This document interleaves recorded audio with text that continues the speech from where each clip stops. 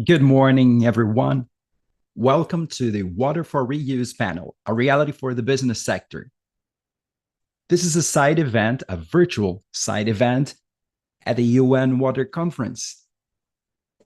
This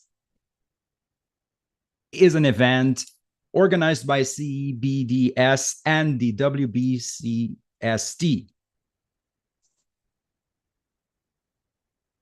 The CBDS is the speaker for sustainable development here in Brazil. We are a civil society organization with over 26 years of existence, promoting sustainable development together with government and civil society at several levels, with over 105 of the most important businesses in Brazil, with revenues of around 50% of the GDP in Brazil. And only the businesses here generate over 1 million jobs.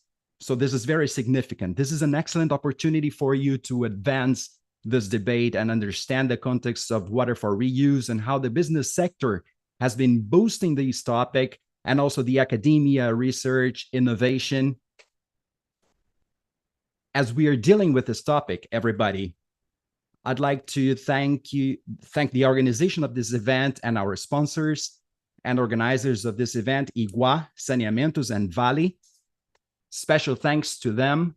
This panel emerged from a discussion that we've been developing in the thematic chambers of water at CBDS. Our purpose is to make these businesses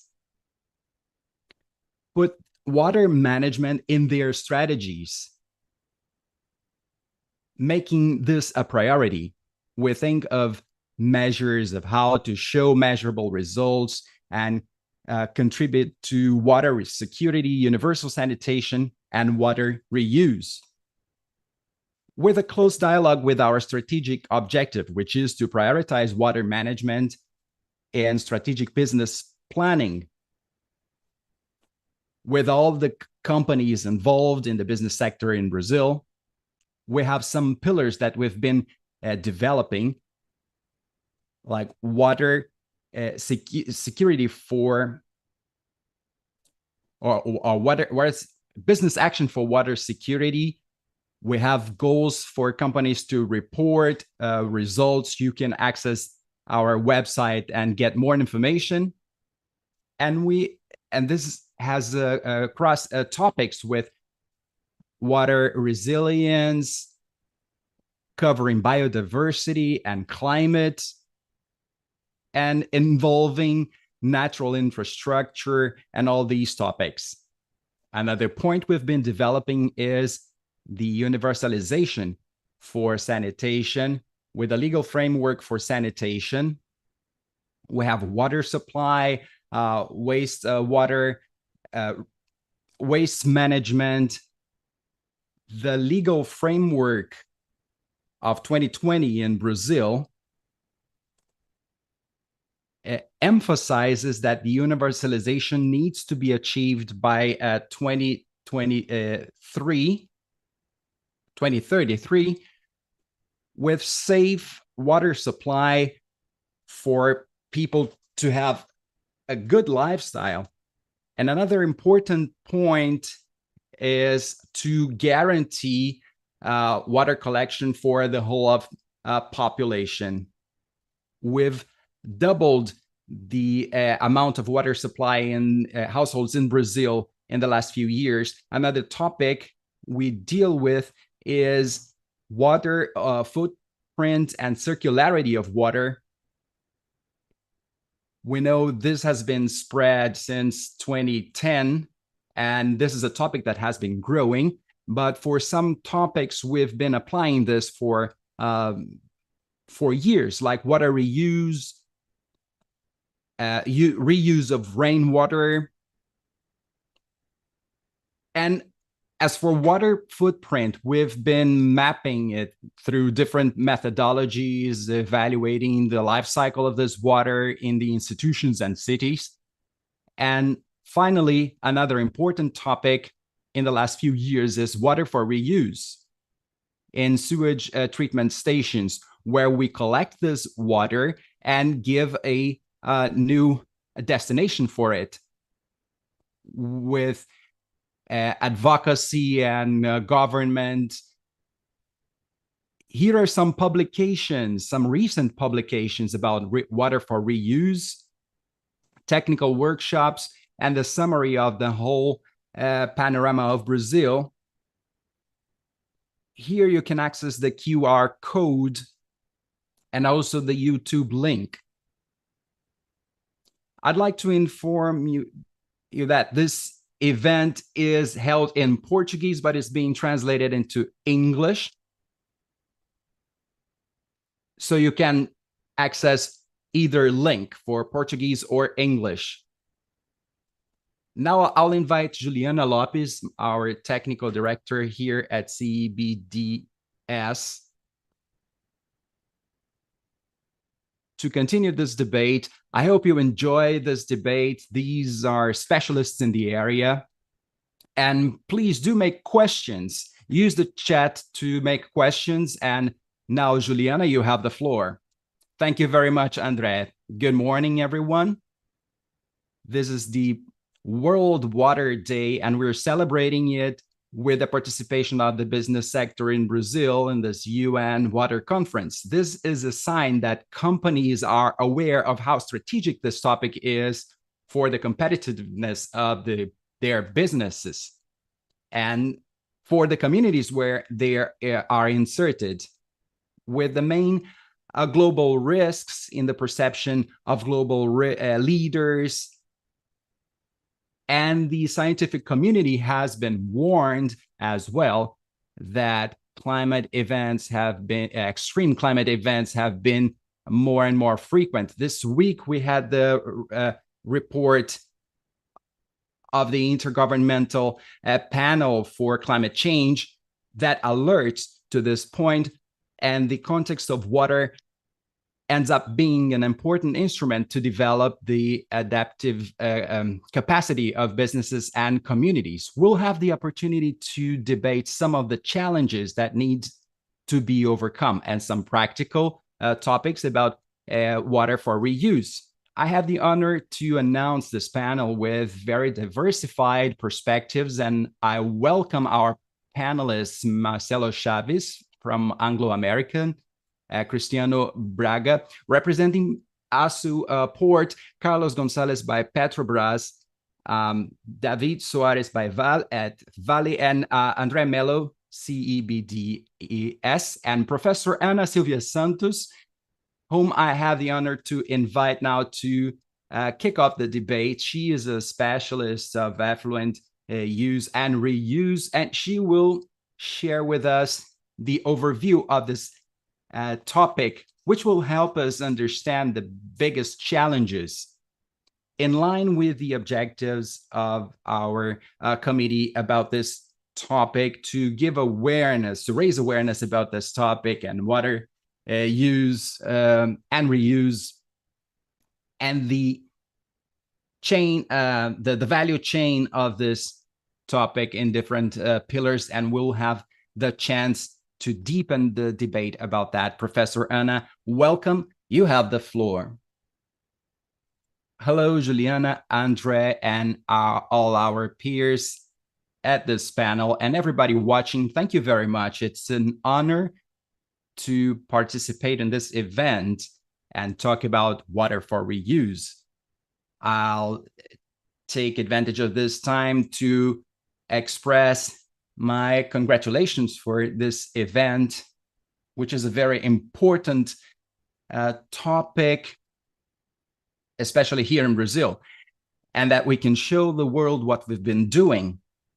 Congratulations, everyone, and thank you very much for the invitation. I'll start with a general overview, which is actually an introduction to start the debate with our peers. So an overview of the water for reuse in the world. Quickly, the agenda for today. So I'll start with water for reuse in the world, some legal aspects and the potentials, some data.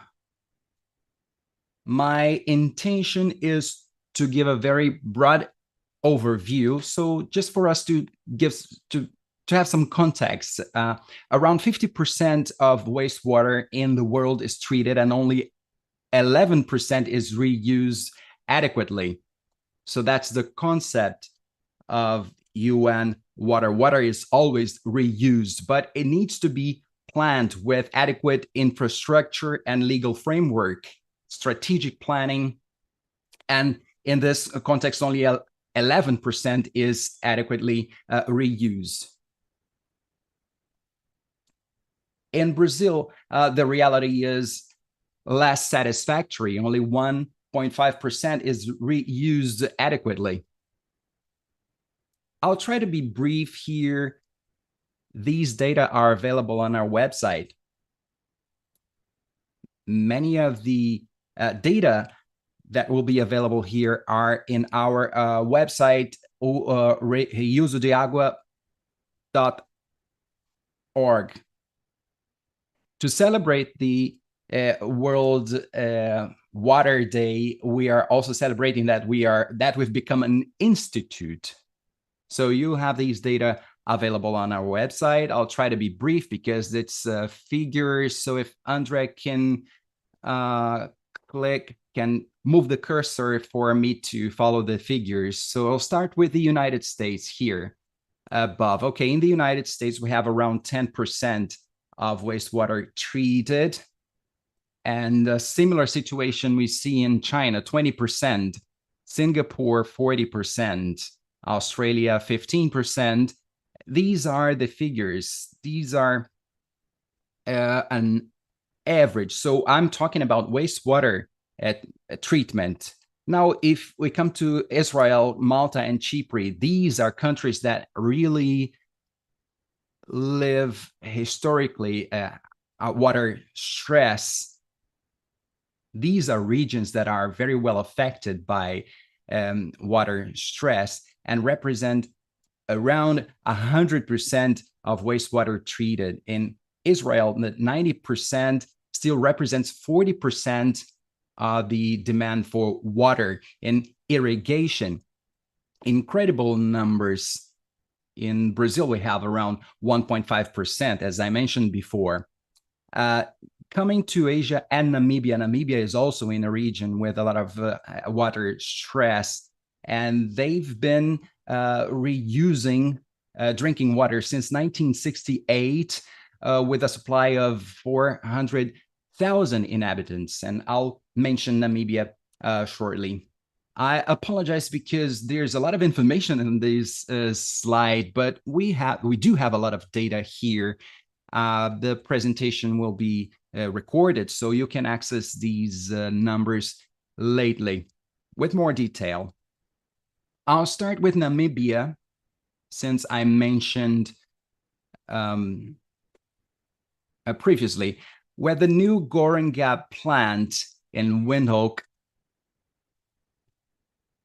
with direct drinking water reuse, as I said, around 400,000 inhabitants with 4.8 thousand cubic meters a day. In Australia, we have the Perth plant with 28 millions of cubic meters a year. Australia was the first country in the world to regulate the reuse of drinking water. Singapore, very close to Australia, also emerged as reuse with new water, which is more used for industrial applications, but it emerged as drinking water. In the United States, they have more than 50 plants for drinking water reuse in implementation or in construction. This means around 1% of wastewater treated. Here, the main examples, like the Orange Country Occoquan and Big Spring. Big Spring is in Texas, Orange County in California. In vulnerable regions that have water shortage. And we have other issues here. For example, Cyprus and Italy that reuse more for irrigation. In Cyprus, they use a lot of aquifers, and like Israel, but Israel uses injection, the spreading for deep aquifers. They use water for agriculture.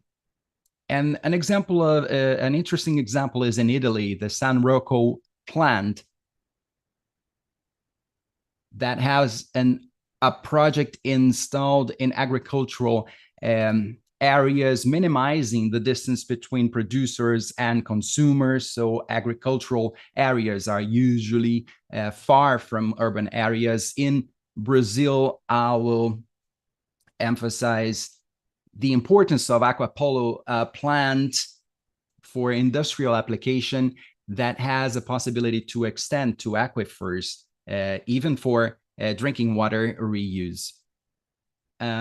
So these are basically the data. You can access this presentation on our website, and we are also reviewing a book to be published, Ways for Water Reuse in Brazil.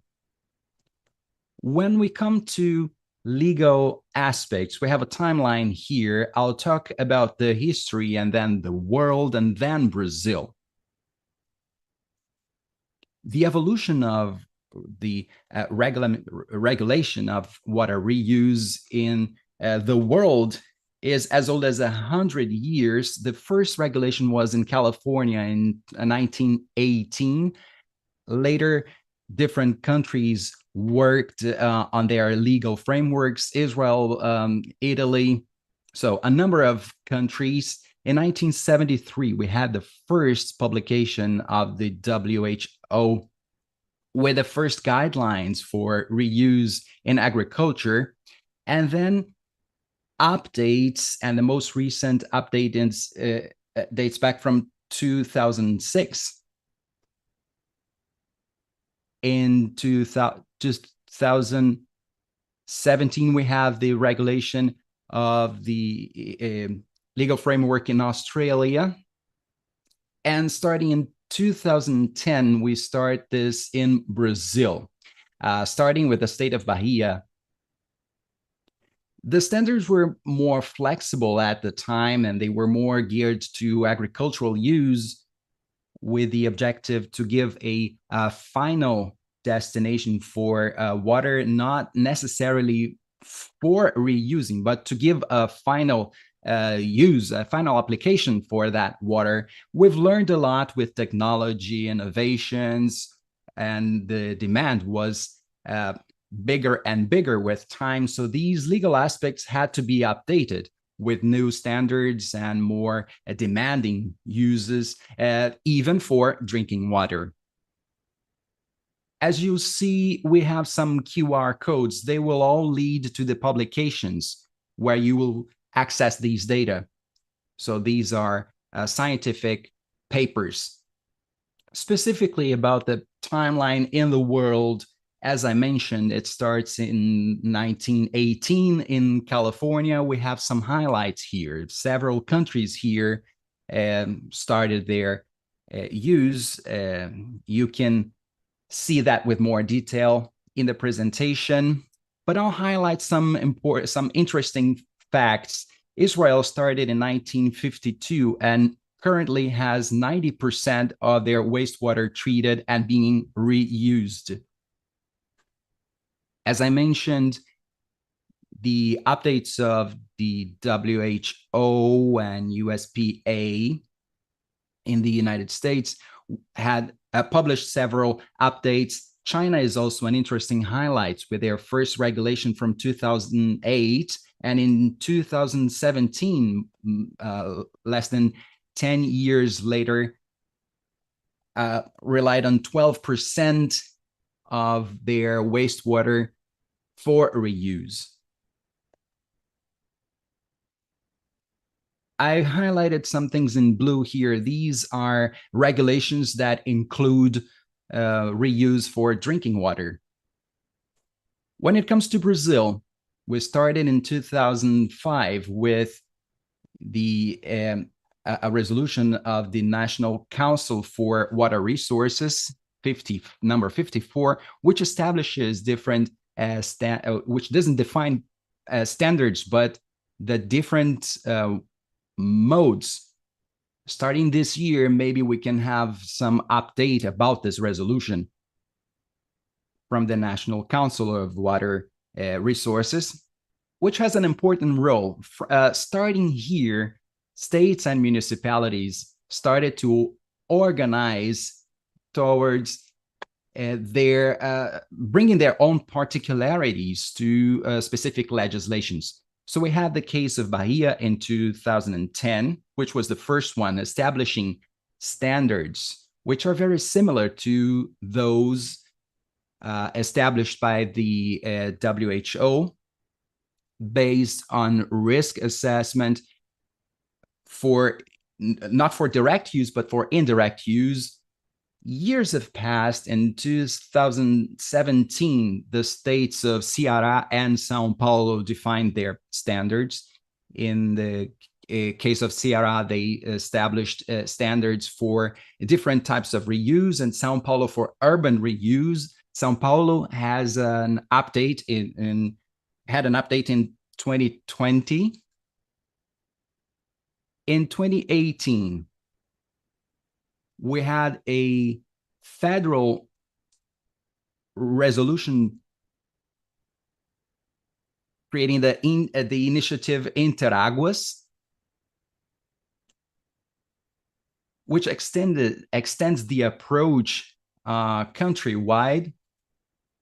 In Rio Grande do Sul, we had a resolution in Rio Grande do Sul, and the federal district, the capital of Brazil, in 2022.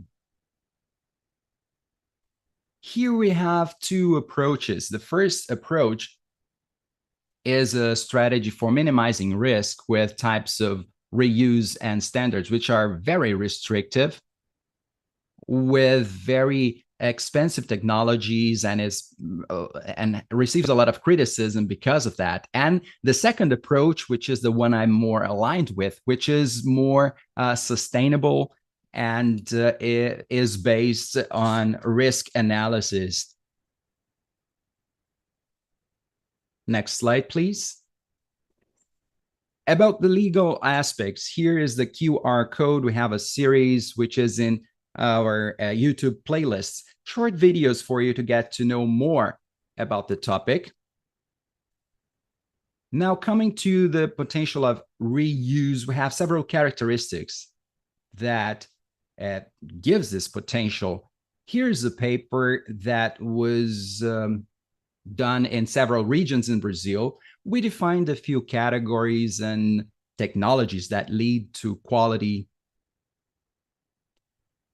which is higher or lower quality. What we observe here is that for some regions, we have high potential installed, around 40%, 25%. So if I want to use all this effluent treated for these regions, I can supply 40% of the demand for irrigation, and the remaining regions observe more difficulties, especially due to the availability of wastewater. There's a lot of demand, but some regions have very low potentials, although the demand is high. So next slide, please. Here is a case study in Minas Gerais. Here is the Paracatu Basin with the treatment stations, which are these red spots. We, in a radius of 100 kilometers, to these small spots in pink, here we have some feedback for the decision making. The potential for water reuse is also defined in some technical notes, proposing a structured methodology for evaluating the regional potential for water reuse. And note 2 is the technical and strategic planning, and 3, which is the methodology. That means the step-by-step, how we start these studies, and also some issues for the future and some of the biggest challenges. Now, I'm coming towards the end of my presentation with a reflection, ways for institutionalizing this topic. One thing that is a big challenge is the regulatory framework. And I leave for you this as a reflection, that the legal framework is a challenge. So if you're making laws, if you're observing the laws, you need to be aware of that. We need to involve the media. We need to have an adequate way to spread the words. So having the laws is not enough. Having operators is not enough. And having the willing to do it is not enough. What we need to have is we need to do is to have planejamento, the planning in our veins, so to speak. So this is a reflection about the Sustainable Development Goals. I'll call them SDGs from now on. The United Nations organization, 17 goals have been defined, and water use is key to all of them. We have one that is specific about that, but it is included in all of them. So 13, for example, which is the most obvious, and we have the blue path, which is sustainable industry. We'll have some presentations about that. Sustainable industries that use water resources in a sustainable way and uses sustainable energy, which means a strong economy, which is the way to eradicating, to fighting poverty. We're coming to the eradication of hunger and protecting life in sea and on land, which allows for more sustainable ecosystems, fertilizing the land, and finally the last line, which is the health line, which involves not only health properly, but the welfare in general, which involves topics like equal rights and good quality education, sustainable communities, etc. So water reuse is permeates all of these topics, bringing welfare in general. Thank you. I will leave the QR code for our platform.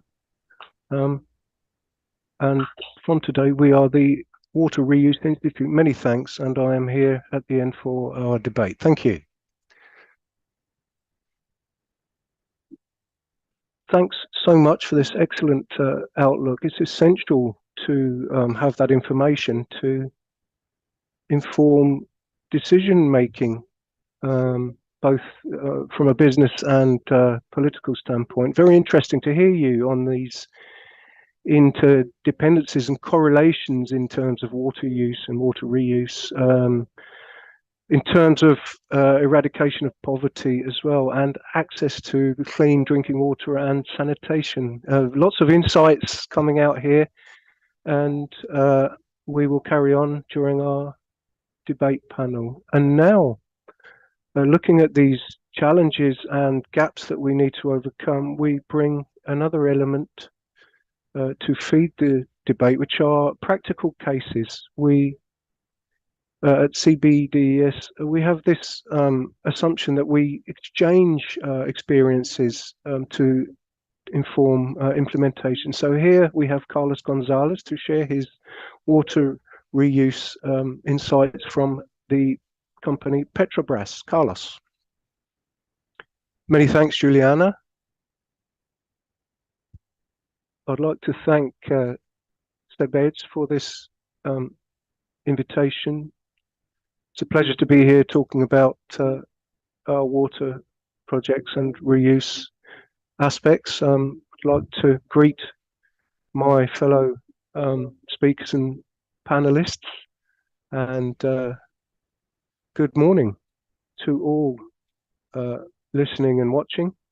So before I start going into specifics about water reuse,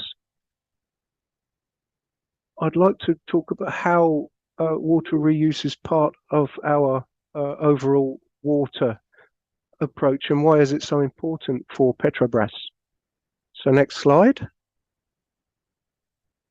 Petrobras currently has an annual demand of 173 million cubic liters of water, basically mostly for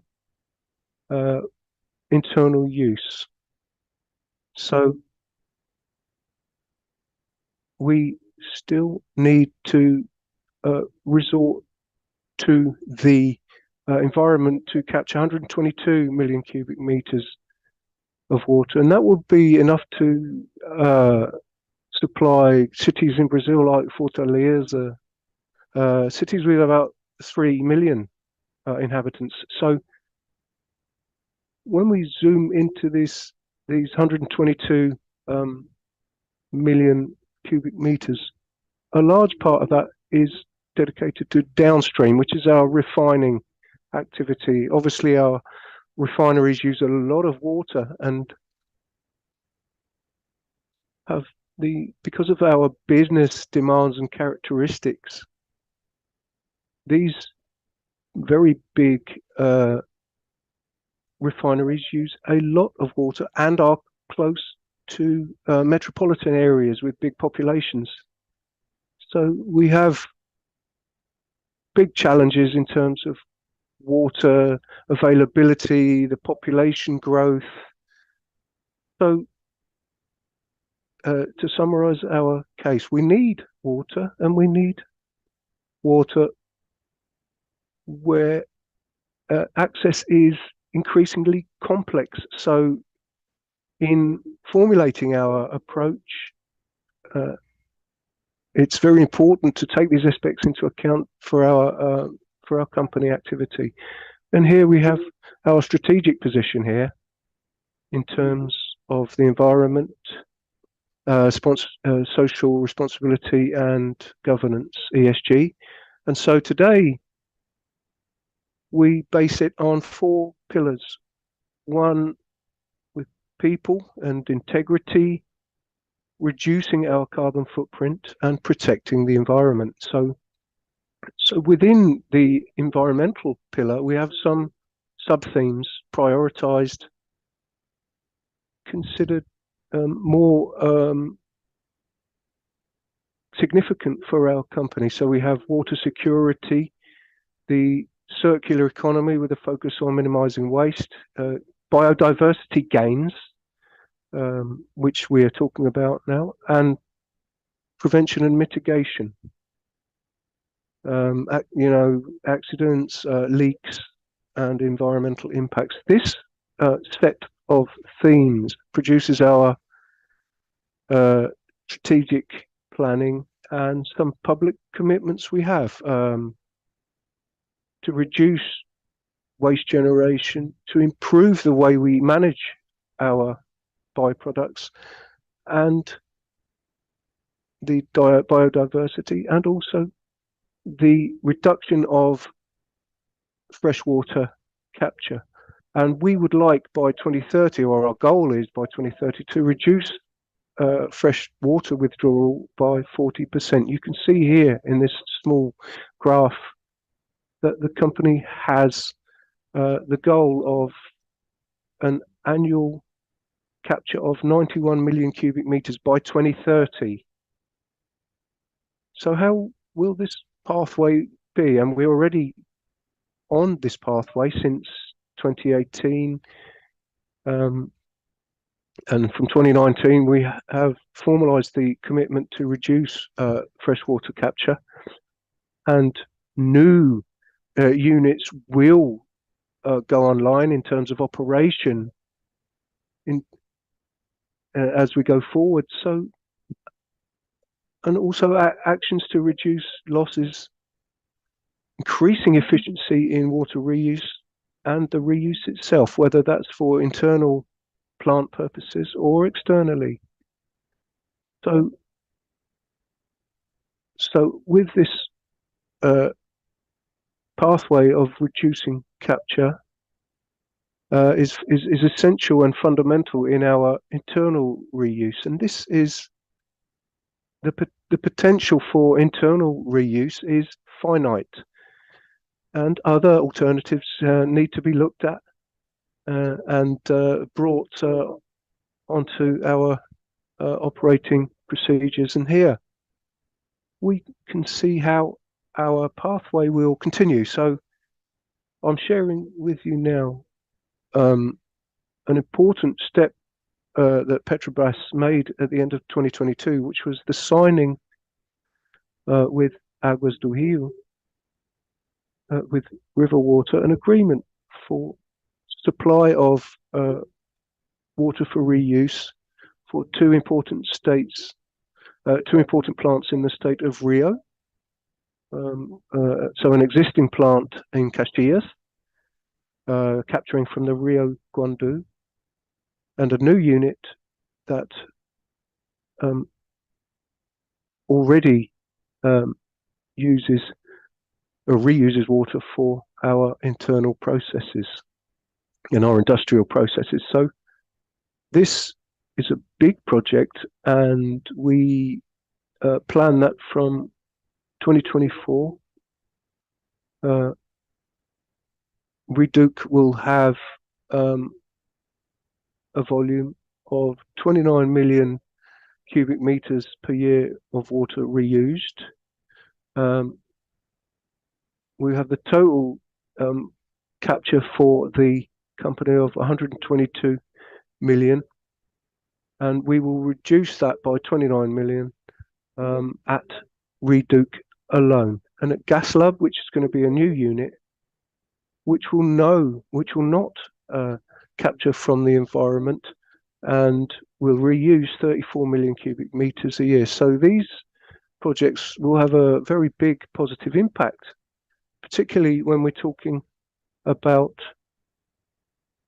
the challenges in terms of water access, which are very significant. So this project simultaneously gives us business benefits for the company, as it reduces the risk of water supply business, and at the same time provides fresh water for other sections of the population. And so this project is still in the phase of detailing negotiations, but we think that from 2024 we will start to deliver practical results on that. And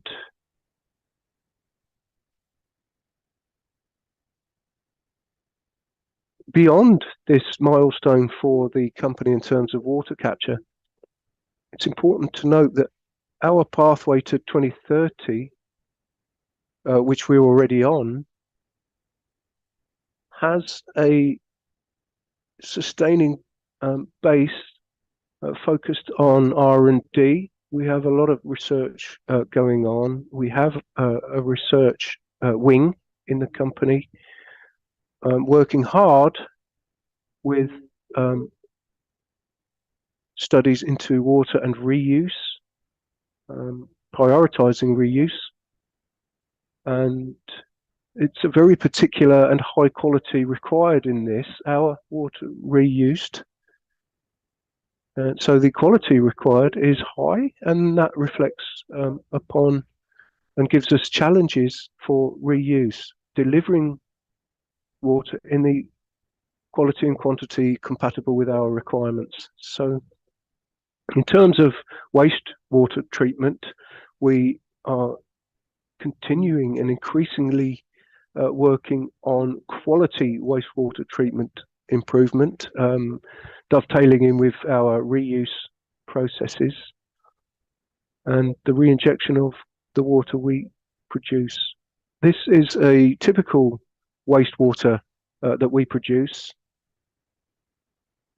and it's related to oil and petroleum prospection and investigation. And so in many cases, this is used as a resource to replace new water, primarily in land-based operations. And we have the challenge to scale that treatment up to the offshore facility environment. So that's our R&D line. So just in 2022, for example, investments were to the tune of 21 million reals, BRL. So our pathway is non-negotiable in terms of water capture.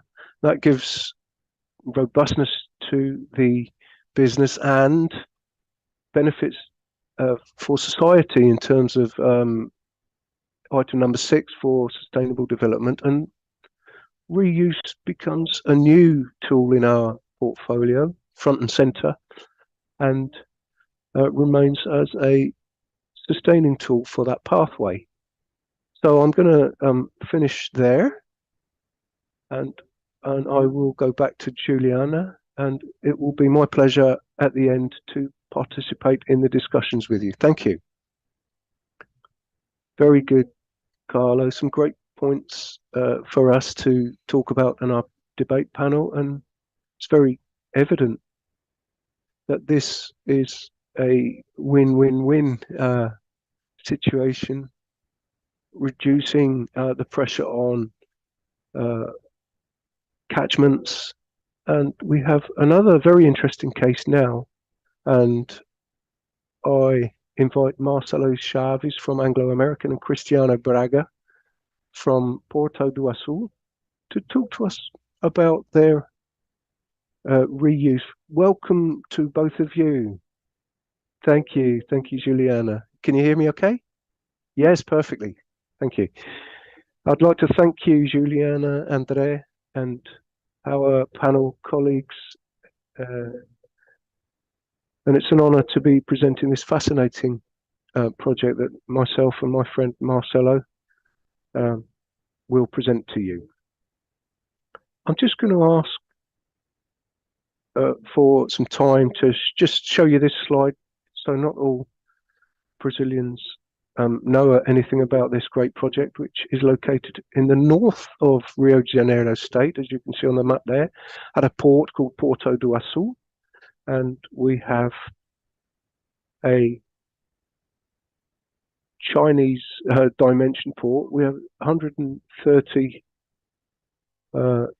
square kilometers, 40,000 of which are natural areas, and we are starting with a sustainability focus. Just to give you an idea of the dimensions, when we talk about 90,000 90 square kilometers for exploration area, in terms of load and cargo movement compared with other organized ports, we have moved 57.4 million tons, in second place among organized Brazilian port activity. So today we handle iron ore, petroleum fertilizers, and coal powder. And we will show you about reuse as we go forward. But one point to make here is that we are focused on collaborating in decarbonisation of the maritime and industrial sectors in Brazil and around the globe as a whole. In the near future, we hope to produce green hydrogen and derivatives, and we're very well placed to use renewable energy. We have the highest winds in the country, so this really is a hub for a renewable energy, wind energy and green hydrogen potential. So in terms of renewable inputs and renewable energy, we have great potential as this world needs. So we are strongly concerned about sustainability. Our commitment in line with the SDGs. We are a signatory of the UN Global Compact, and our QR code is there to access our site and look at our ESG policy, and we have that concern. We're developing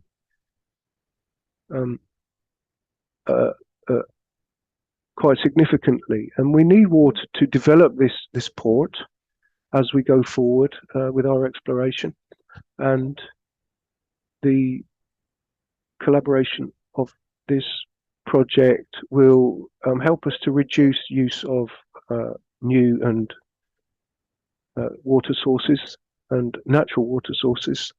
So if you look in the middle of the map, we have Belo Horizonte. So that radius there is we have a city there where Anglo American has an iron ore plant, and that production goes to Porto do Açu, and it is piped, right? So it's piped in the form of iron ore slurry down to Porto do Açu, and that's where this project was born. So this iron ore mine is in the middle of the southeast region of Brazil. It is connected to the port by a mineral pipeline, right? And that is watered slurry, which arrives at the port, is dewatered. You can see up here our port, but we obviously have the retro area where that slurry is dewatered and processed into the form of iron ore pellets for export. If we look at the next slide, then we'll understand the project a little bit better. So 700 meters above sea level, we have the iron ore mine at Conceição do Mato Dentro, which uses water from surface sources to make the slurry, which is then piped down through 33 municipalities, 529 kilometers to the port of Açu. It's then dewatered. That water is very well treated with a great process by Anglo American, and we have disposal into the sea in line with effluent wastewater disposal regulations. So we you can see that 1,000 cubic meters per hour of water go into the sea. So that's quite a big figure. We have to look at the industrial presence near and around the Port of Açu to look at how that water can be reused. And if you look at the next image, can you pass to the next one, Andre? That's it. So just to give you the idea what we're thinking about today, we have this ore which is dewatered, and that water is treated and discharged into the sea. And what we are planning to do is connect pipe that water away for other industries to use in their own plants, so that down the line, after various reuses, it is then treated and discharged into the water in smaller quantities. So, Cristiano, how is it that how do we do it today? Well, we use water from a primary source at the port of Asu area, and the idea is to reduce the use of primary water at the port and get it reused. It's a new project for us, so very recent for us, but this is all, full steam ahead with Anglo. And let's go to the next slide. What happens today then is that we have a primary source of deep water. We capture the water from the aquifer, and that is used for industrial purposes. So our future outlook, aligned with our focus on protecting the environment and green energy, is to get that captured deep water to be used as a backup, as we can see on the right, and use it as a source for other industries. Obviously, we're looking at costs, risks, and improvements required, but we need to make that water the primary source for industries that are and will be installed in the port as facilities. And there's been talk already about interconnectivity with water use, and we understand that we're collaborating with this project in terms of, so we have item 6, the water comes from a source in Minas Gerais and can be used several times. Then I can make more efficient use of that water by capturing less water. And we are promoting process innovations in terms of extraction and distribution of the iron ore, in terms of its circular movement of item, that's 12, and then 14, efficient use of water. We will be reducing water discharge, under the regulations for discharge to the sea, and so we're collaborating with marine life there, and that's what I've had to say. And we will see you during the final debate. Thank you, Juliana. Thanks very much, Cristiano. Excellent case. In addition to the SDGs, reminds me of the S17 in terms of partnerships, giving us a good example of how the SDGs can be markers for new opportunities. And I will put it in the presentation for the next one. Thank you. Okay, thank you, Cristiano and Marcelo, for bringing this case, this very interesting case, to us regarding Anglo-American. I would like now to invite David from Valley to share his experience, or the Valley experience, in terms of reuse. You have a considerable reuse of water. So, David, please share your numbers and experiences with us. Welcome, David. Over to you. Good morning, all, and greetings to all our colleagues who have made some excellent presentations there. To Juliana, to all those watching, CBDES for the opportunity, and to the UN for allowing us to present on the Valley case. So let's talk about how water is reused during Valley operations. So just to give you a breakdown of our facility reuse, I brought this flow here to make it clear. This is a typical flow for in the mining area. We have the entry points, obviously, which is on the left side of the slide. The groundwater removed from the environment.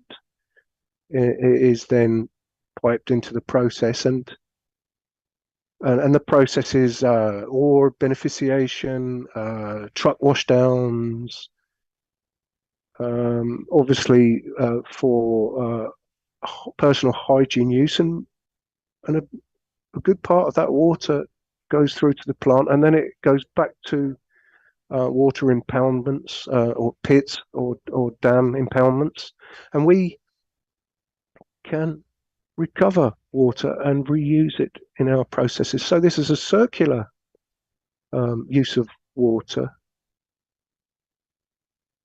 and it will be, and we would need to use, and we use that recycled water to make up our processes, and so our rate of reuse is 88%. So it's very high. So we can see that our operations have always worked focusing on this water reuse. And in this slide, you will see the valley numbers. Obviously, we operate in several countries. This is a global valley set of figures. And what you can see is the repurposing rate is about 82% globally in relation to total water demand. So also our capture between 2017 and 2021 has reduced significantly, and we've managed to do that by implementing good management structures to increase monitoring. Other aspects are alignment. Valley obviously is operating across the world, and we need to align the concept of water balance in the mining industry. So it's alignment globally in terms of valley, and the other opportunity which reduces users is changing our processes using technology. And at valley for iron ore beneficiation, and where ore is concentrated, dry concentration, it dries, dewaters the ore, and but still uses water to control dust, for example, dust suppression. And we have another process which is natural moisture. We don't use new water to produce ore, and so we are reducing the use quite significantly. Next. I'm just bringing you the main uses of water in mining and producing ore. So you can see we have a thickener. We have a volume of product that comes out of the plant and is thickened. This water goes back into the process. The use for vehicle washdown, environmental controls are in place. We have a photo here of ore transport by train car, and you can see there that there are dust suppression sprays over there. And in the same way, we use water to water the roads, and with the addition of a polymer to suppress dust going into the atmosphere. This chart was from the APA. I like this chart a lot. And here we start to understand the quality. And I'm talking about the effluents and treatments. When we start here. Water was captured by nature, and we need to distribute it to society with a quality of drinking water. So you collect this water and you increase the quality of the water that has been collected. With uses and disposals, the water becomes effluents. And here we see, does this effluent have a value for us? Then we start treating with secondary treatments, which is the case of most stations in Brazil. And they go to water courses according to the laws. Parameters are according to the law. Then it comes to tertiary treatment, where the quality is improved even more. And next is the advanced treatment, where it can acquire drinking water quality.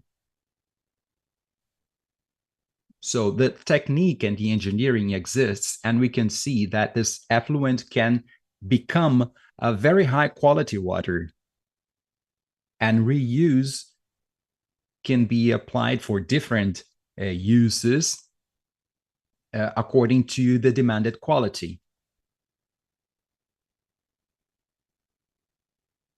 Let's give an example of one of our operations. This is a port. These projects have been done to reuse water as much as possible, treating rainwater, processed water, returning this water to the productive process. Above, we see the treatment station of rainwaters. Here at the edge of the slide, towards the top, we see that water, the water intake is here, and there is a basin here, another basin. How the water looks like, it can be put in a high quality for, or a quality for industrial use. So always attentive to the quality, to the health of the professionals, and also avoiding risk to equipment and damaging equipment.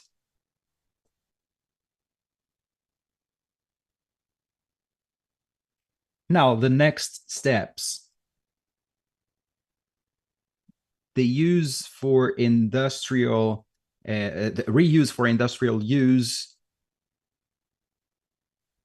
Our goal is to find external points, as Carlos showed at the case of Petrobras. Municipal effluents are there. We can look for projects for bringing these effluents in the form of water for our use, which takes us to the next goal, which is the new regulatory framework. Some of our operations are close to that, and reusing rainwater, as I showed in the previous slide. We need to change the mindset of society that water, wastewater has water that can be reused, and achieve the required quality for different uses. We need to have water for internal use of the unities, and we need to classify these uses and the quality levels. And I'll finish my presentation with this message of how important reuse is. Thank you very much. Excellent presentation, David. Thank you very much for bringing these notes at the end. which are very good topics to start our discussion. So we have an interactive approach from this point on. We've seen the challenges, we've seen that some of the technical challenges have been overcome. So the space for discussion that we have here with specialists and with society is very important for us to extend this understanding of water reuse, and also to give the confidence for decision makers to fill the gaps in regulations to spread this practice. I'd like to open our discussion with a few questions to our panelists, and I invite everyone watching us to submit questions as well through YouTube comments. We're selecting these questions and I'll direct them to our panelists. To warm up our debate, I'd like to start with the last point, the experience of the mining sector, and invite Marcelo to comment about the main technical challenges of water reuse that still have to be overcome, including financial aspects and regulatory aspects. Marcelo, if you could start from there and from your own experience at Anglo-American, how you see this path to overcome these challenges. Could you talk about that? Good morning, everyone. Juliana, thank you very much for giving me the floor. Reuse is a great challenge. It comes from modality to reality already, as we say. We've been advancing yearly, as we saw by Professor Anna's presentation, the history of water reuse in the world and in Brazil. And we can start from a few points, evaluating the variables and in terms of technical feasibility. The first pillar of this evaluation is to assess the quality level required. For what use, for what purpose? This needs to be analyzed for us to understand the use and also the costs, depending on the use, or reuse for drinking purposes or for industrial purposes. What quality level is required for that? So this is important for us to have this understanding. And from these 2 points, we come to alternative engineering techniques. So we have, do we have technologies that are accessible, that can bring this, bring forth this reuse, and the water available? Do we have water available for investing in reuse? For example, at Anglo-America, Port of Açu, we use water from resources. Is it enough to meet the demands of the port? Is it feasible to make this investment? As Cristiano also mentioned, for reuse, we need to have in mind that we have these costs involved. So we need to know if it is feasible or not. We may start from that. The degree of water shortage. Some countries are very advanced in terms of reuse because the water stress that they suffer is so high that they've advanced that because of that.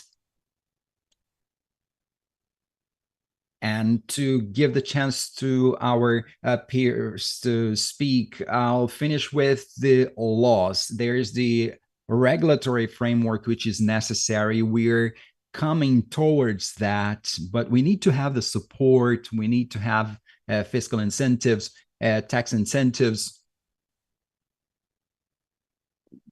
for us to leverage the topic of reuse. We know that protecting the environment is very important. But for companies, we also have to evaluate financial aspects. So we need to understand the challenges. We need to understand it case by case for us to advance the debate about water reuse. Excellent, Marcelo. Thank you very much for bringing about these topics. Now I'll invite David to share his perspective as well. And I'll add something first. We have laws at municipal level or federal level. What is and how it can challenge or can be in the way of our implementations. Thank you very much, Juliana, for this contribution about the laws. I'll start with the end of your talk. I'll refer back to what Professor Anna mentioned. We have laws that determine the quality for some uses. In the state of Minas, I think it's very accurate and with orientations that companies need to determine the quality required. But I think that there are two things here, our strengths and our weaknesses. What are our strengths? In terms of sanitation, we see some challenges mentioned by Professor Anna. Sometimes we don't have the supply for this. Sanitation in Brazil needs to be extended for us to have this demand. And also in terms of market, what is the business model? If we evaluate the business models in Brazil, we see essential pillars like what is the advantage of that enterprise? We need to have everybody involved.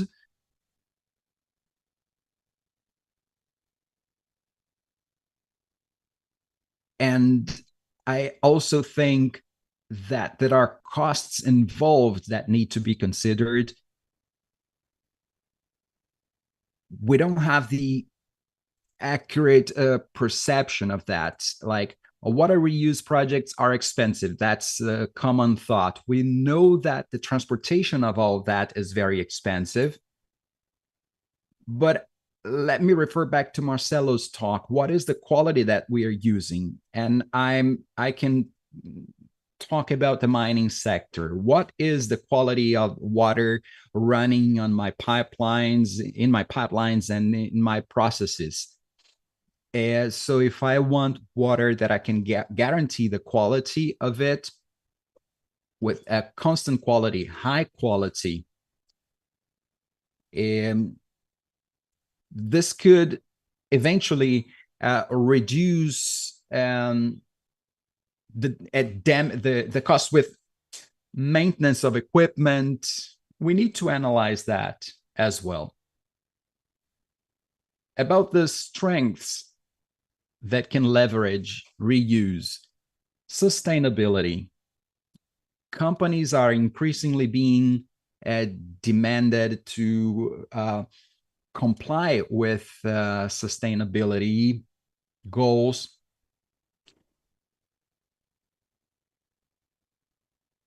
In the past, we needed to have we had some requirements for investors. Nowadays, we have a team that consolidates this whole information that we need to feel for investments, relations with investors, and the risks, business risks. Water is a problem in itself. So if you have the reuse of municipal effluents. You have a uh, perennial supply, but we need to combine that with the legal framework. And the private sector has an important step to accelerate sanitation in Brazil. Thank you. Thank you very much, David. You mentioned costs, which is a point that needs to be demystified. And the cost of inaction is much higher. What is the financial impact of on a shutdown in operations? And at this point, I'd like to invite Professor Ana Silvia again, that gave us the state of the art of water reuse. And coming from this mapping out of experiences that you've done around the world, could you point out, for example, what are the most efficient public policies to optimize water reuse? Do we have models that can be replicated here in Brazil? Thank you very much, Juliana. I love this question. And also, thank you, David, that started talking about legal aspects, giving me a link to this talk now, to my answer now. First of all, we have to understand what public policy is about. When we come from A to B, where at A we virtually don't do anything about water reuse, and stage B is advancing in terms of making water reuse a systematic practice. This requires a robust regulatory framework. It is not about legislation. Legislation itself doesn't do anything. For example, the lei seca, the law that the law that bans drinking and driving in Brazil. We started this law around 10 years ago, 15 years ago, and we started to change the mindset of people. People started to understand that they could not drink and drive. We need to have a strategic planning for that, a regulatory framework. This needs to be defined according to my objectives, not only because we need laws, we want to pass laws, we want to reach economic growth in regions, in semi-arid regions, for example. Semi-arid regions are regions that require social economic growth. This is a region where water is not abundant. So I will bring the semi-arid regions from a situation of poverty, sometimes extreme poverty, and we need to bring this region to a much more comfortable situation in terms of the economic development. If I want that, I need to advance laws in this regard with a regulatory framework. What developed countries do is use the word planning. Unfortunately, we ignore this word planning when we talk about public policies. So if we plan, I can reach my goals. But what is the planning of the updates of the resolutions, as the number 54, as I mentioned in my presentation? Well, the goal is to update the resolutions. No, this cannot be the goal. It is a path. Developed countries support themselves or support each other in planning. I love the example of California. In 1918, they have the first laws that allowed the use of waste, the reuse of wastewater, and they developed the steps 10 years later and then 20 years later. So we can have a law today in Brazil, and in 10 years we can change it. And we need to do it because we'll have more experience for that. But there's fear involved. We cannot regulate that because then if there's an outbreak of any disease, so we will blame water for reuse. No, we only have 45% of treated wastewater in Brazil. So developed countries have this planning, and I could talk about that for hours. But the question was if we can bring some examples. The European Union defined their law in 2020. It is very recent, but they have been studying that with ISO for years, studying the best way to apply the European Union regulation. This is what we need to implement in Brazil. Great, Professor, and I like that you provoked with the culture of planning. This is one of the things we stress in a water chamber, to include water in strategic planning. Carlos brought some of the markers that are present in the planning of Petrobras, and this is why I'd like to invite him again to this discussion. And I'll include two aspects that permeated the discussion. First, Carlos, I'd like to invite you to talk about promoting water reuse in the value chain. And I'll add two questions that came from the audience. First, about the challenge of small and average companies. It was a question by Denise Halbert. She has two questions. How do we make small and average companies reuse water, and also there's this question about the adding this to value chain, and another question by Leandro about Reduc. You mentioned Reduc plant, and what is the financial advantage of using traditional applications for water reuse? So these are questions to you, Carlos. If you could start with the value chain, I'll try to be objective in my answer. When we talk about chain value or value chain, we are going beyond reuse practices. Currently, big companies are very pressed to extend sustainability to their value chain, which includes water and biodiversity. This is very complex. If we talk about supply chain, we're talking about a more direct relationship.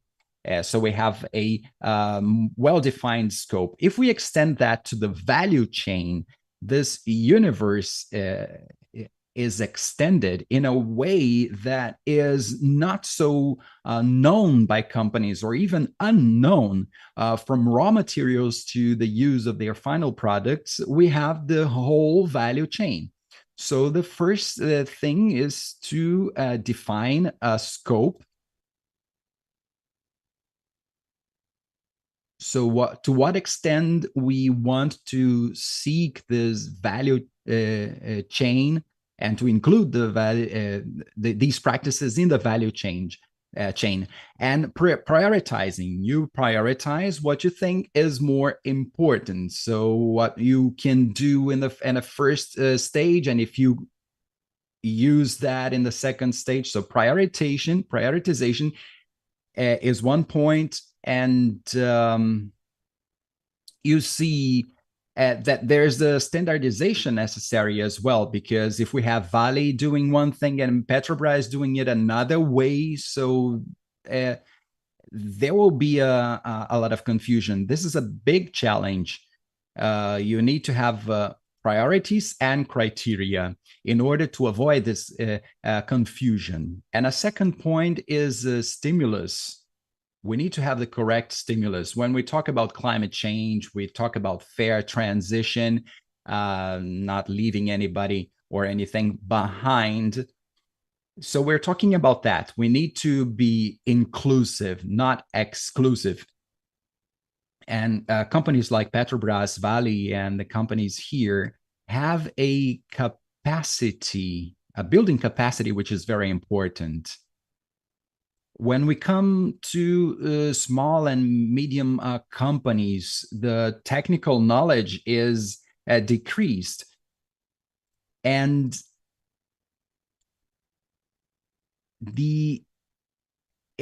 water reuse is many times is not advanced due to lack of knowledge, not to lack of willing. Companies need to have to be included in public policies that that encourage this change. So there's no simple answer to a complex problem. We have it is a combination of factors. In the case of Reduc, as we had the question here in terms of benefits, and I'll take a link with what has been discussed here already. It is an institutional challenge that we have in the business environment in Brazil. This institutional challenge is in the way we analyze costs. The cost of water is not a proper reference to define if the seek for alternative uses is a reference, because it comes from a mistaken approach. Companies are recognizing their business risks, or it's a question: are they in the know, and do they measure that? Which this is going to generate non-water costs.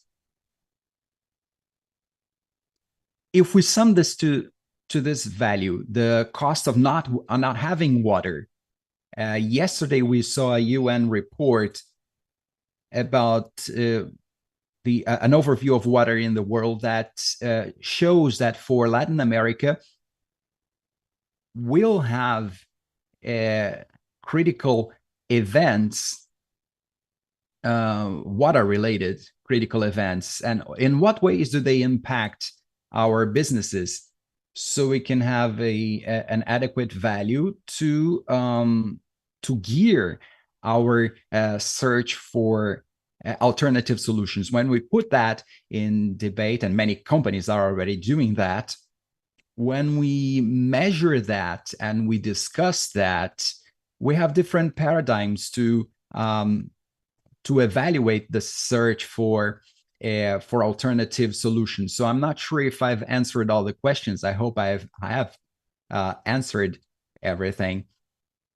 And yes, great points. From the perspective of business risk, it is very important to direct that so it can be present in the risk grid, in the corporate risk grid for decision making. And at this point, I'll invite Cristiano back to the debate. Also about the experience of the Port of Açu, related to small and average companies. I think this challenge is shared by companies that have an anchor in the value chain. Could you comment on that? How do we see that in the case of the Port of Açu? Thank you. This is a great debate, hey? I congratulate Fran and everybody putting their points in. Thanks. Yes, we since 2021 we have alternative source internal targets in terms of water. We use rainwater, Marcelo uses a lot of what he will share with the port. We have really good quality treatment and monitoring of this water. And we really do take care about returning this water to the environment, you know, discharge into the sea. All the federal regulator, IBAMA regulations are followed. You know, we really do. Even the temperature of the waters that we discharge. In terms of small and medium-sized businesses, and among those, there are those that are concerned about water reuse. We have water truck water use as well. Talking about value and cost, and Mateo said, what's the risk? Well, we can't forget that this is an industrial activity which has to have a return, right? So not just thinking about the sustainable item, which we can't forget, but thinking about the business. We have to think about the business as well. We have a future at Porto de Açu, generation of renewable energy, which will need to use water. You have to have that concern about the risk, and that will produce backups and redundancy systems, and you have to have that consciousness about green and sustainable, but also you've got to look at image as well. I don't know if I've answered your question. Yeah, good, Christiana, thanks. I liked that you brought this subject up regarding redundancy, which is used across a lot of technological systems now, which is more necessary in terms of adaptation to climate change, extreme weather events, etc. I just wanted to pick up on a point here that came from our audience regarding technologies. I'm sure that our teacher will give us a good panorama on that. And what are the most appropriate technologies for water reuse, and how can they be practically applied? Yeah, good question. Thank you, Juliana. This question about technological layouts is a point of alert, a certain concern, right? We tend to want the best technology always, right? So we have the Tesla car, and I'll tell you that my car is not worth anything because the Tesla is much safer, more efficient, etc. But for me to get from A to B, do I need a Tesla? Does, you know, can I afford it? Probably the answer is no, right? I don't know about you, but the technological issue has to supply the specific demand. Don't need a Tesla. I don't need to have this or that. And I might not even need to have an iPhone. You know, my Galaxy cell phone would just do the job perfectly. So this question of technology involves a lot of demand. So demand in terms of reuse is introducing. It depends on the reuse that you want. That graph that Davy shows us gives us an overview of the levels of quality in line with use. So if I use water to clean the streets, you know, I don't need, you know, new water. This is very much linked to the sanitary risk as well. So in my presentation, when I put those two chains of thought, I could have a zero risk chain of thought, and zero risk means very complex, advanced technology at high cost in terms of capex and opex, and complex in terms of production. Right? I don't know how the Tesla works. Right? I prefer to drive my car where I need to change gear manually because technology demands knowledge of technology as well. Okay, so fit for purpose as well. I have to have water quality adjusted and fit for use, yeah, with a sanitary risk assessment and technology that allows that quality. And so we have talked recently about treating water treatment plants. It doesn't matter where it comes from. It doesn't matter if it's surface, groundwater, rainwater, or wastewater, or byproduct of iron ore mining. I have to have a system of water treatment that, when it's in place, achieves the quality that I need. And going back to Davies, what Davies said about very high costs, right? Depends what you call water treatment, okay? I'm just going to finish with this because I'll get ahead of myself otherwise. But our aim in terms of wastewater treatment specifically is to protect the environment and quality of life, public health. Not necessarily in that order, but I have those two objectives. So if I use secondary treatment where I remove organic material, I'm not protecting the public health. So to do that, I can't do that with secondary treatment because I need disinfection. So in terms of wastewater treatment, I should have already done the disinfection. What do we consider in the cost? I have to optimize. I have to disinfect. We shouldn't have this thinking because that should already be intrinsic into the technological layout. In developed countries, they treat with disinfection, so they don't consider that an extra aspect. So I've just got to take that water and send it to wherever it's got to send. And we have the question of freight, transport, haulage. If I had an Uber Eats and I called them Uber Eats, asked for several liters of water for reuse, that's going to cost me, right? How much is that going to cost me? So we have to budget that. But in terms of technological layout, we can achieve several qualities for several uses without depending on having the Tesla.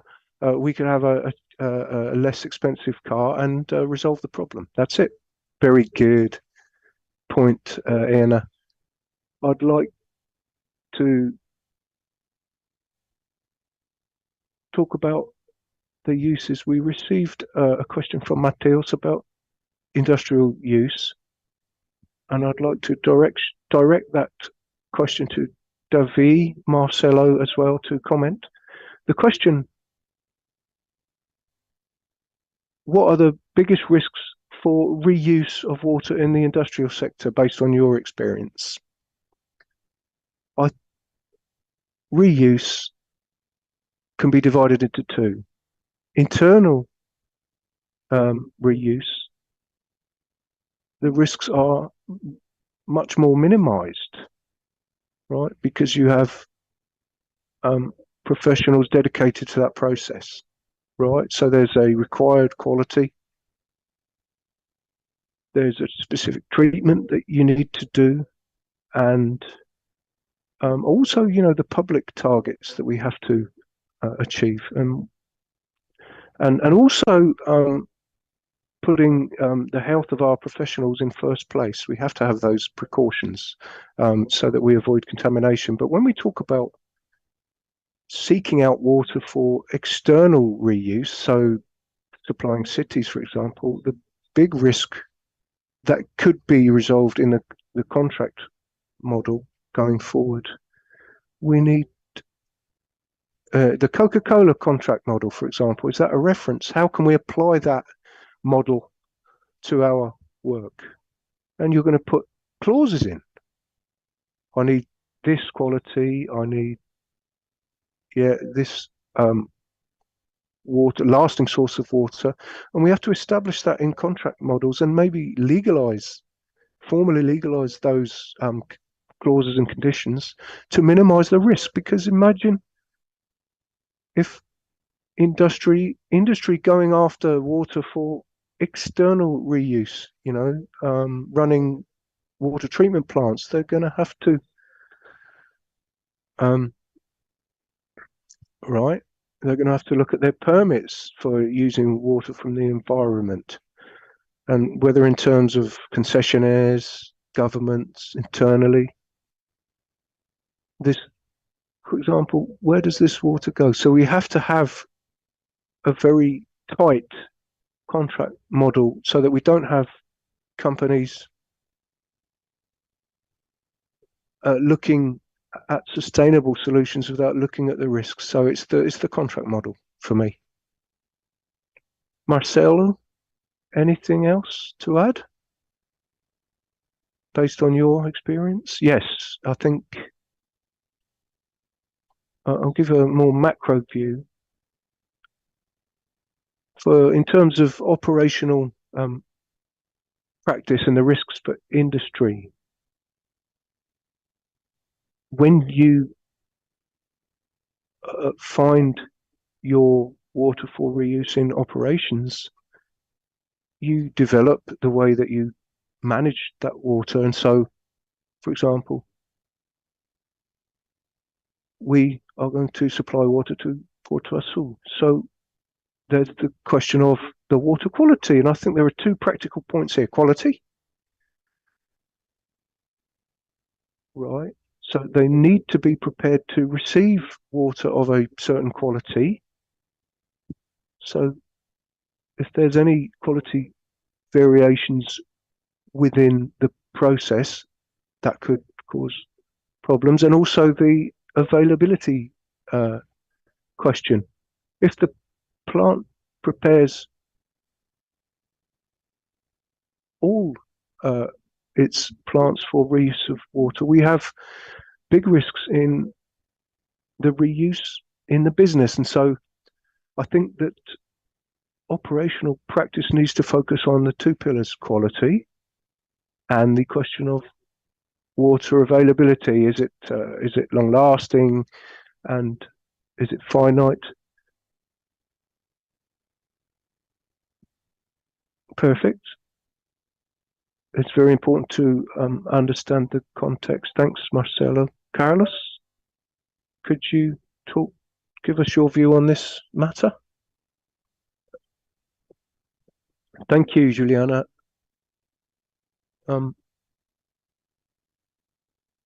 Talking about what David said about business models, when we talk about reuse, we're talking about a small tool, shall we say, within something that's a lot bigger, which is the national water resources policy, which guarantees water supply and quality to all publics, right? So there's a big question in terms of managing that migration. When you're capturing from the environment, you're backed by a permit. Obviously, it has its weaknesses, but you have the right to capture that water as long as it's there. But it's a way of ensuring that within the guaranteeing aspects within water distribution, when you go to alternative sources, you go into a market mechanism, right? Purchasing treated water. So this water is being treated and is not recharging the catchment, right? So that catchment won't receive that water. So there's that wider water management issue in terms of catchments that needs to be looked at. And when you do the hydric balance of that region using repurposed water, you have to look at the water bodies in the region. How is the balance going to be in that region? So that approach is needed, as Eni told us brilliantly. Planning. We've got to have that macro vision, and these models need to translate that water safety, security, so that the sector migrates from a known situation, comfortable situation despite the risks, to this new contract management model, guaranteeing that that contract allows long-lasting water at a known quality and at costs without any big surprises. So David, I congratulate you on what you said, because it's a big challenge for us in external use. Great points, Carlos. This question about legal security as well, right?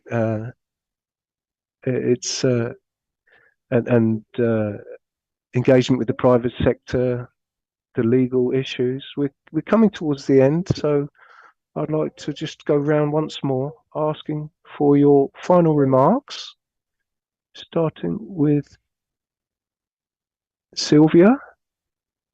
Your closing remarks. Great, Juliana, thanks. I'd love to stay here all afternoon talking about this, because each one brings up a thing, and then that leads to another. But I've managed to control myself. But I've loved this debate. I think it's and I've been looking at the chat as well, which has been quite busy. And so I'd just like to simplify things here. Maybe take a little from everybody. I think we need to, going forward,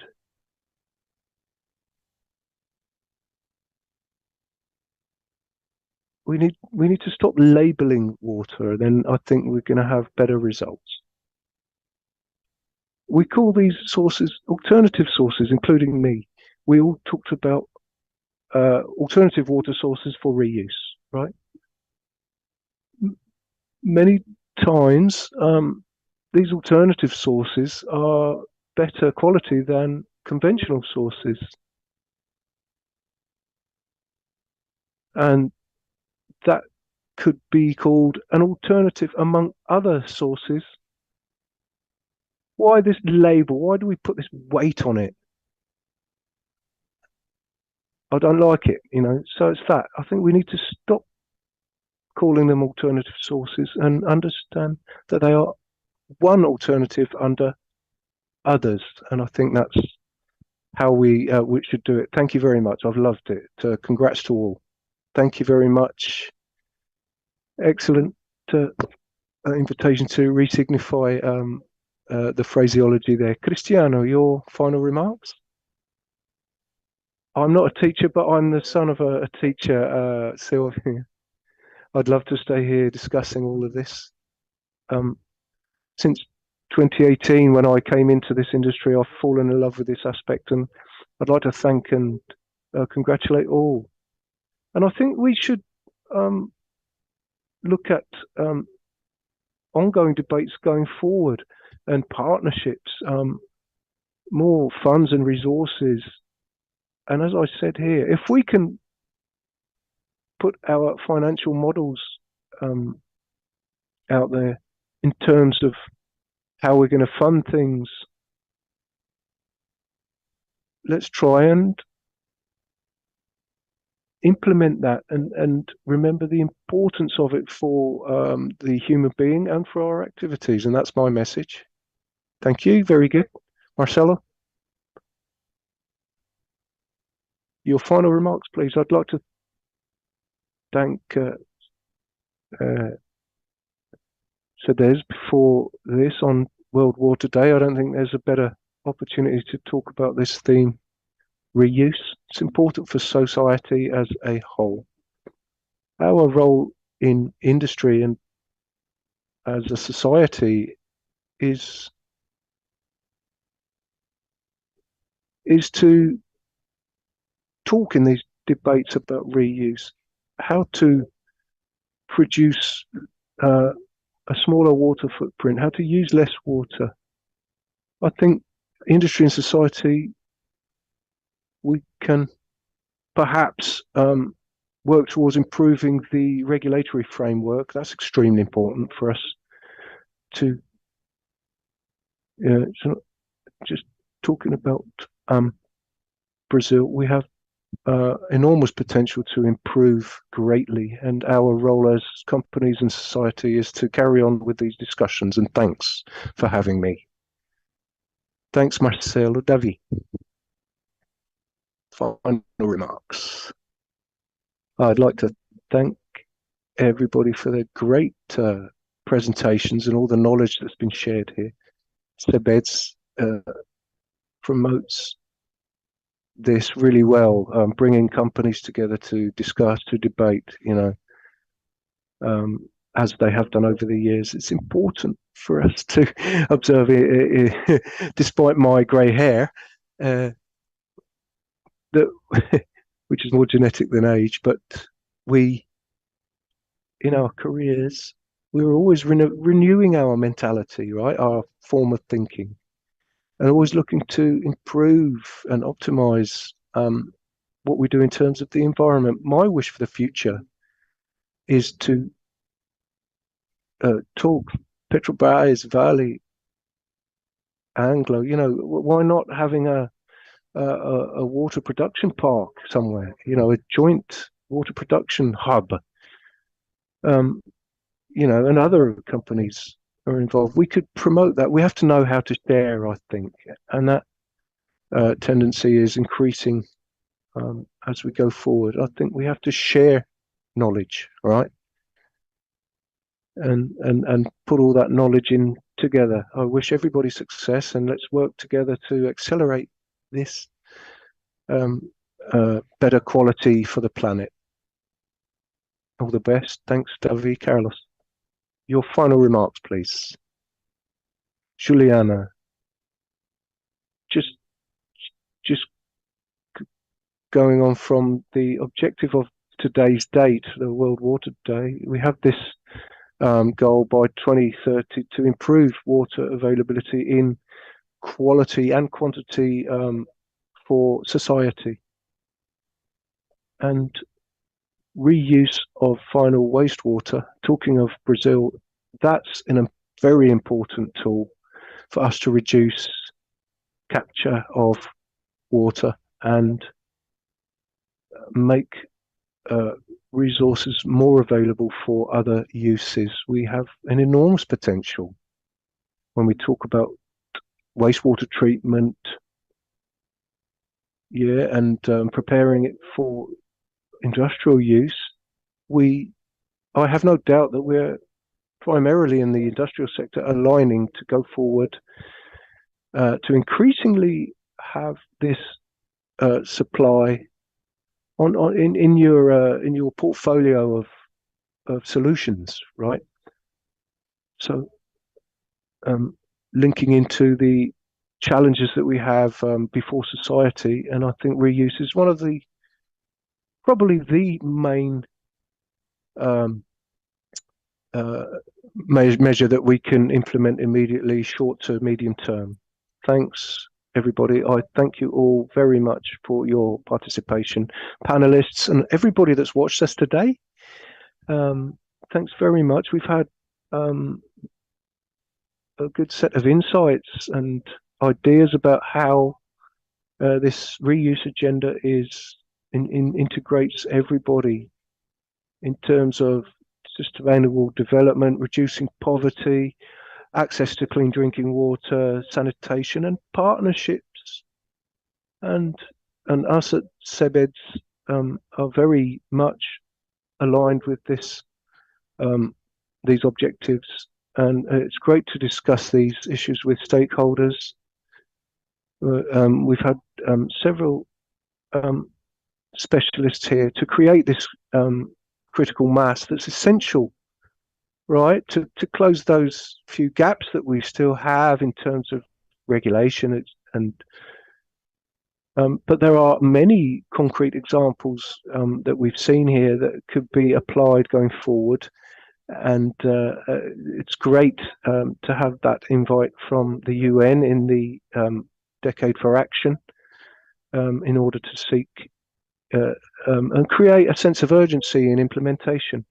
So my thanks to all, and I'd like to invite Andre, our coordinate our water technical chamber, to close this event.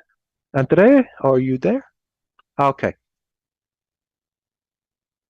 This has been great.